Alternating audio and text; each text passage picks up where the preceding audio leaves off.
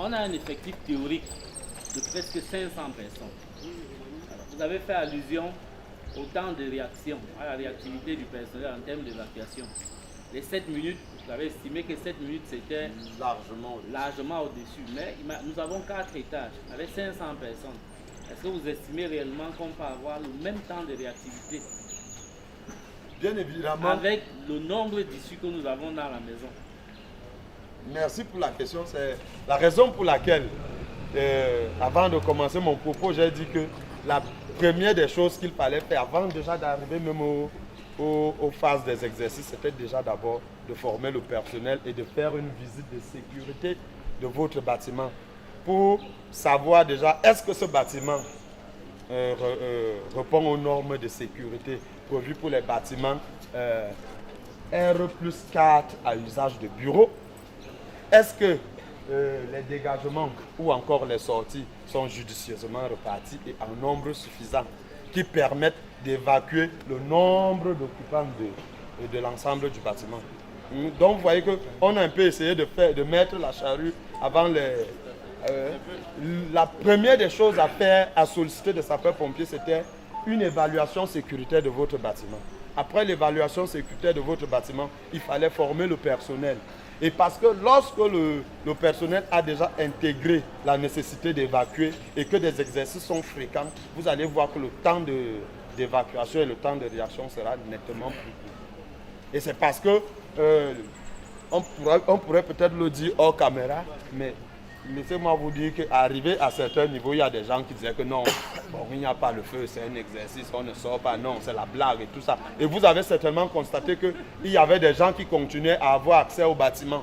Et pourtant, lorsque le système d'alerte est donné, on vous demande de ne utiliser que les escaliers. Mais on a vu des gens continuer à prendre l'ascenseur.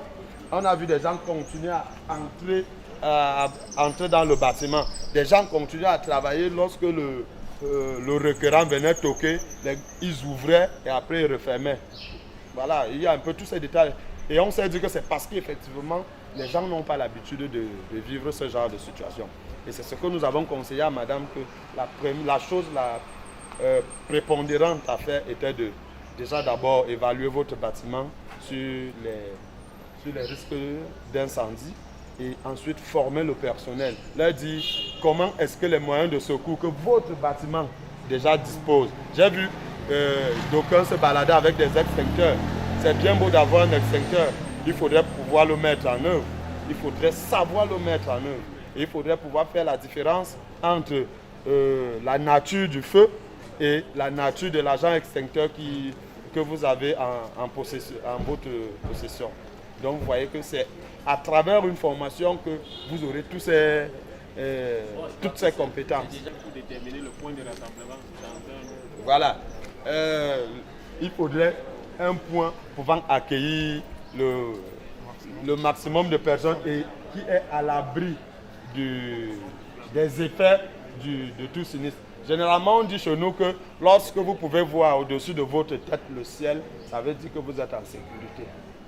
Donc, comprenez déjà qu'un point de regroupement ne saurait être sous ce rôle ou bien, je ne sais pas moi, à un niveau dans un bâtiment. Un point de rassemblement devrait toujours vous permettre d'avoir le ciel au-dessus de votre tête. Voilà.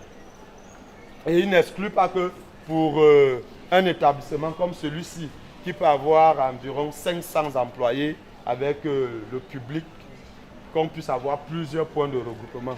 Le point de regroupement devrait être facile d'accès. Il ne faudrait pas que ceux qui se retrouvent par exemple dans le bâtiment voisin de la justice aient à parcourir une longue distance pour se retrouver au point de regroupement. Donc ici, comme il y a plusieurs ministères, il n'est pas exclu que chaque bâtiment puisse avoir son point de regroupement. Voilà, c'est bon. Oui, monsieur. Il y a un système d'identification aussi qui n'a pas que ici. Si tu veux identifier le personnel à l'entrée et à la sortie, pour savoir. And there are no security measures. What is your advice now? Merci pour la question. C'est ce que j'ai dit tantôt. Il faudrait premièrement faire une visite de sécurité de cet établissement. Pour moi, c'est la première fois d'avoir accès au bâtiment du ministère de l'administration territoriale. Et c'est ce que la réglementation prévoit, qu'avant les constructions, que vous ayez déjà premièrement un permis de bâtir. Et ce permis de bâtir doit passer entre les mains du préventionniste sapeur-pompier qui va étudier tout ce qui est sécurité du bâtiment avant déjà de pouvoir le mettre sur pied. Mais de nos jours, on comprend qu'il est encore un peu trop difficile de pouvoir intégrer. Sa question est importante parce que nous avons deux types de bâtiments aujourd'hui. Nous avons les anciens bâtiments et les nouveaux bâtiments. Les nouveaux bâtiments ont le dispositif opérationnel de sécurité incendie. C'était le sens de sa question. Mais les anciens bâtiments, là c'est un bâtiment qui a plus de 40 ans. En réalité, c'est des bâtiments qui n'ont pas été configurés au départ avec ces normes-là. Oui, tout à fait. Maintenant, donc, la réglementation n'a pas oublié les anciens bâtiments, bien évidemment. La réglementation a prévu des mesures appropriées pour les bâtiments déjà existants.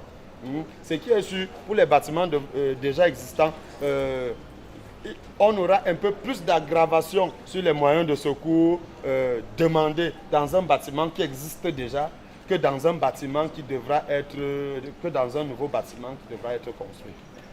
Et c'est pour ça qu'il est toujours important, déjà d'abord, de savoir en quelle année ce bâtiment a été construit, pour savoir quelle est la réglementation en matière de sécurité incendie qui va avec. Mais ici, on ne pourra pas vous dire, soyez-en rassurés que non, il faut fermer le bâtiment, il faut le détruire.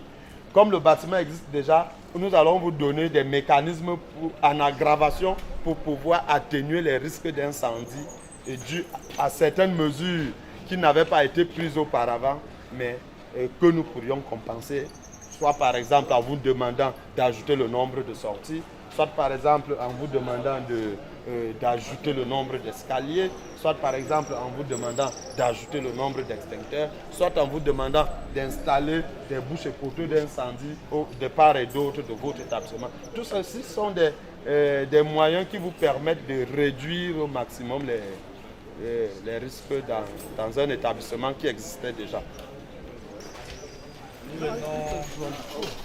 Nous venons d'assister à une simulation d'un incendie au bâtiment principal du ministère de l'administration territoriale. Le ministre de l'administration territoriale, M. Atangandi, a tenu à ce que cet exercice soit organisé dans le cadre de la célébration de la Journée internationale de la prévention des risques de catastrophes, dénommée Journée internationale de réduction des risques de catastrophes, organisée dans tous les pays ce jour sous la thématique lutter contre les inégalités pour un avenir résilient. Vous êtes sans ignorer que la sécurité incendie, je dirais plutôt les problématiques d'incendie dans les bâtiments publics, causent des dégâts innombrables.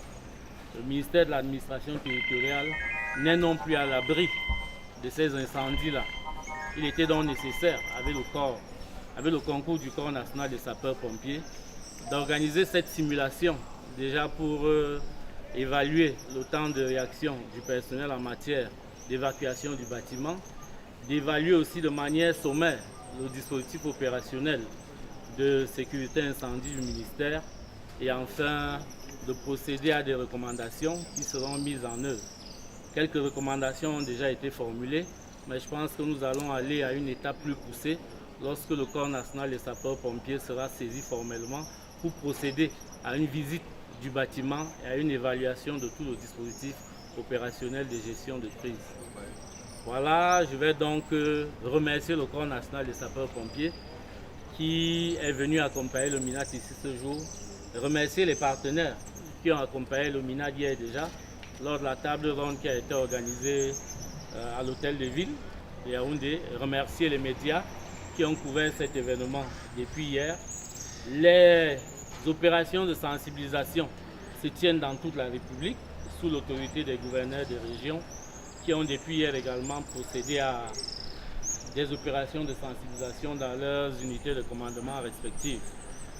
La boucle sera achevée en principe demain ici au MINAT avec un cross-country qui va regrouper le personnel. Voilà humblement ce que je pouvais dire à la fin de cet exercice de simulation qui nous a permis un peu d'évaluer la réactivité du personnel du MINAC. Je vous remercie. Merci.